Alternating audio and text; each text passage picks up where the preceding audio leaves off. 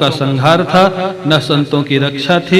अलग अलग अवतार का प्रयोजन अलग अलग होता है। ज्ञानावतार है भगवान का, कपिल भगवान का। देवहूति मैया ने प्रश्न कर दिया कपिल भगवान को प्रणाम करके, निर्विणा नितराम भूमन अशद इंद्रिय तर्षणात् येन संभाव्यमानेन प्रपन्नान्धं तमः प्रभो। हे प्रभु, अशद इंद्रिय तर्षणात् भी पाठ है और तर्पणात् भी पाठ है। इन इंद्रियों को तृप्त करते करते मैं खिन्न हो गई हूं, निराश हो गई हूं। ये देवहूति जी कह रहे हैं, ये वो देवहूति जी कह रहे हैं जो उस विमान में रहती थी जिसमें 1000 कमरे वाला महल था। हाँ? जिस महल को देख करके इंद्र भी लालायित होता था, भागवत में लिखा, उस महल में रहती थी देवहूति जी। और उनका अनुभव क्या है? बोले इन इंद्रियों को तृप्त करते करते मैं खिन्न हो गई हूं। ये इंद्रियां कभी तृप्त होने वाली है नहीं। हाँ, आंख कभी नहीं चाहे कहती कि रूप नहीं चाहिए, कान कभी नहीं कहता कि सुंदर शब्द नहीं चाहिए, नासिका कभी नहीं कहते कि सुंदर सुगंध नहीं चाहिए। कोई इंद्रिय, हाँ, गोस्वामी जी तो कहते हैं जितना इनको दो इतना इनकी मांग बढ़ती जाती है। मैं निराश हो गई हूँ प्रभु, इनसे पीछा कैसे छूटे ये बताइए। और इसकी जो जड़ है अहमता और ममता, इस शरीर में अहमता और इसके संबंधियों में जो ममता है, जिसके कारण ये इंद्रियों का और इंद्रियों के विषयों में आकर्षण है, इससे छुटकारा कैसे मिले ये कृपा करके बताइए। कपिल भगवान मुस्कुराते, ईशप स्मित शोभितानना। ईशप स्मित, मंद मंद मुस्कुरा रहे हैं। क्यों? और समझ गए कि माँ को अभी तक याद है कि मैं केवल इनका पुत्र नहीं हूँ, भगवान हूँ। ब्रह्मा जी ने बता दिया था ना, तभी तो पूछ रहे। पुत्र मान के थोड़ा पूछेंगे, अगर पुत्र मानते तो पूछते ही नहीं। आपका पुत्र आपको कुछ बताने लग जाए ना, कितना भी ज्ञानी हुए, माँ बोलेगी चल बैठ बैठ बैठ, मेरे को उपदेश देने की जरूरत नहीं। हाँ, माँ का जो स्वभाव होता है, माँ का तो वात्सल्य रहता है पुत्र के प्रति। लेकिन जब पुत्र के रूप में भगवान का अनुभव कर लिया तो भगवान मुस्कुराते हैं और वो कहते हैं, माँ इसका जो उपाय है ना अहमता ममता को छुड़ाने का, योग आध्यात्मिक पुंसाम मतो निःश्रेयसाय में अन्त्यन्तो परतिर्यत्र दुःखस्य च सुखस्य च। आध्यात्मिक योग ही एकमात्र ऐसा साधन है जो दुख और सुख की आत्यंतिक निवृत्ति करता है। यहाँ एक शब्द बड़ा विलक्षण है, दुख और सुख दोनों की निवृत्ति करता है। ये कौन सा सुख है? जो वस्तु व्यक्ति स्थान का सापेक्ष सुख है, जो दुनिया से मिलने वाला सुख है। तो आप कहेंगे भाई उसकी निवृत्ति क्यों करता है, वो तो चाहिए हमको। बोले अगर वो चाहोगे तो उसका जो दूसरा पहलू है दुख, उससे बचने का उपाय नहीं मिलेगा। दुनिया से जो सुख मिलेगा उसी दुनिया से उतना दुख भी मिलेगा, ये पक्का है। इसलिए ये जो ज्ञान है ना, दुनिया के दुख और दुनिया के सुख दोनों की निवृत्ति करता है। कैसे मैं बताऊं? मान लीजिए आपने कहा कि हमारे बेटे से हमको बड़ा सुख मिल रहा है। बेटे से अगर सुख मिल रहा है, बहुत अच्छा बेटा है, मान लिया बेटा अच्छा आज्ञाकारी, बड़ा सुख देगा, सेवा करेगा। लेकिन जब उस बेटे के ऊपर कोई तकलीफ आएगी तब, तो अगर योग्य बेटा है, बड़ा सेवक बेटा है, तो उसकी तकलीफ से माता पिता को तकलीफ होगी कि नहीं होगी? होगी।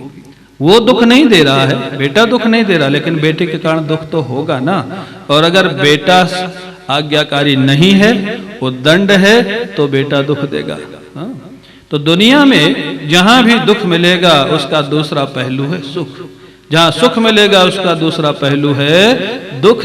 दोनों मिलेंगे। इसलिए अध्यात्म योग कहता है, इसलिए जो महात्मा होते हैं ना, सम्मान में, सफलता में, उपलब्धि में बहुत खुश भी नहीं होते हैं, और अपमान में, वियोग में, अनुपलब्धि में इसलिए दुखी नहीं होते। वो जानते हैं दुनिया के दोनों पहलू है, ये दोनों आते जाते रहते हैं। तो बोले ये कैसे होगा? आध्यात्मिक योग के द्वारा। आध्यात्मिक योग क्या है? अध्यात्म शब्द का अर्थ होता है आत्मनि अधि इति अध्यात्मम।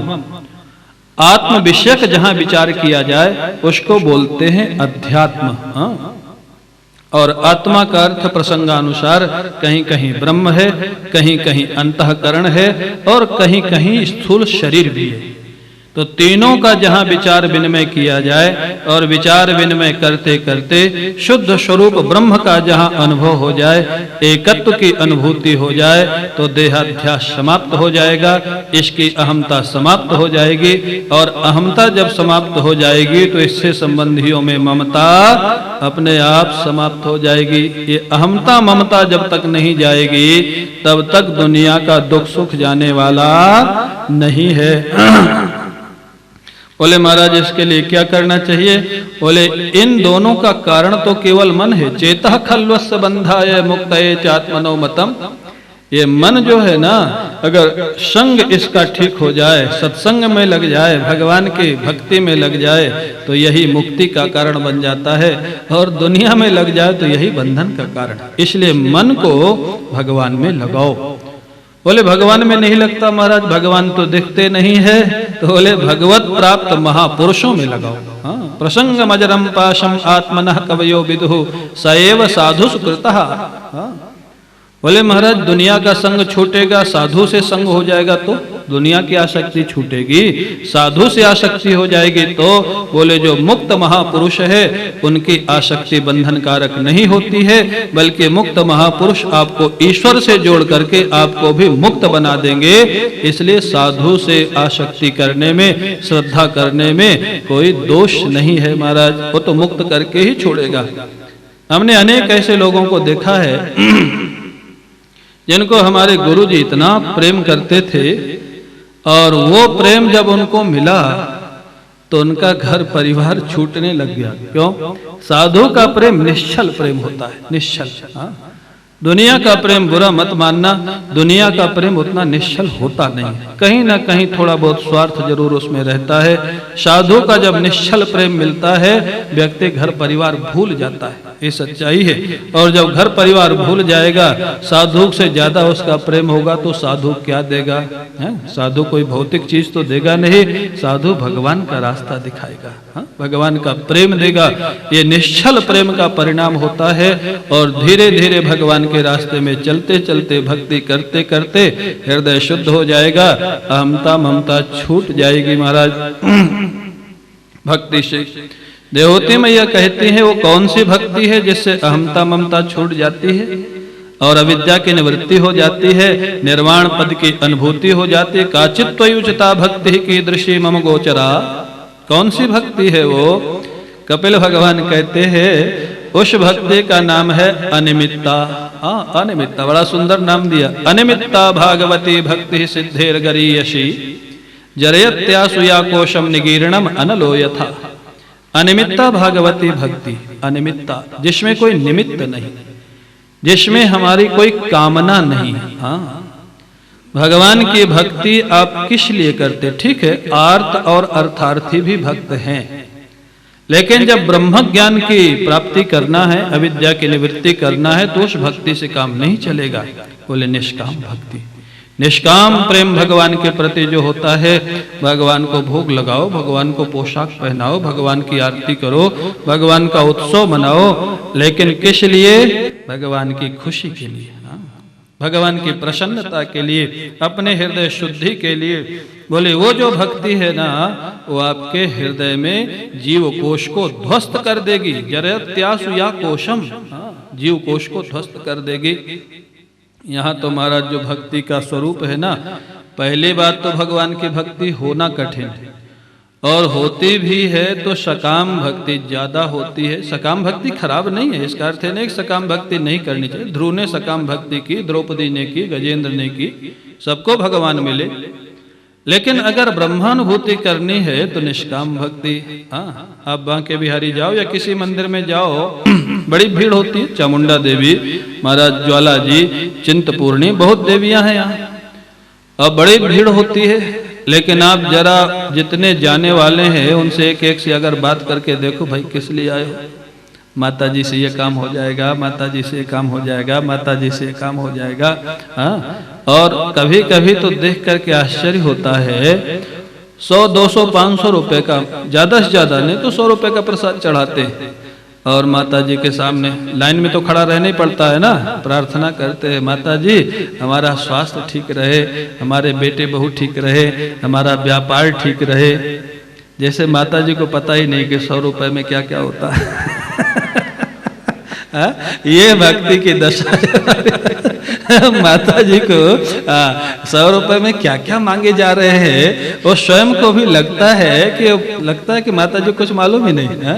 सब महाराज जितने लोग जाते, अच्छी बात है जाना, अच्छी बात, जाना मन नहीं छोड़ना चाहिए। एक दिन सकाम से निष्काम हो जाओगे, लेकिन ब्रह्मानुभूति करनी है तो अनिमित्ता भागवती भक्ति।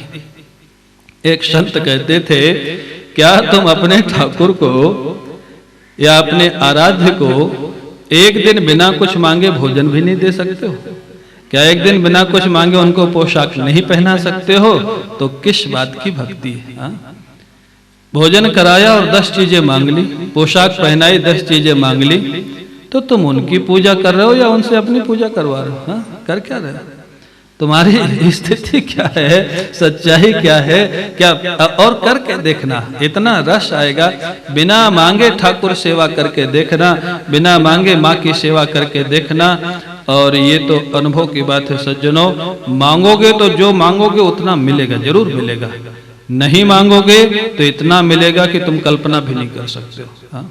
ये लाभ है, ये फायदा है। अगर चाहिए भी क्या, माता पिता जो योग्य माता पिता है उससे अपने पुत्र को मांगना पड़ता है कि हमको ये चाहिए। योग्य माता पिता ध्यान रखता है पुत्र को किस समय किस चीज की जरूरत है, कहना नहीं पड़ता, वो ला के देता है, बेटा इस समय इसकी जरूरत है, ये लो ये लो। तो भगवान जो माता पिता है, बोले वो जो भक्ति है वो जीवन में आ जाए तो महाराज हृदय शुद्ध हो जाता है और ज्ञान की प्राप्ति हो जाती है।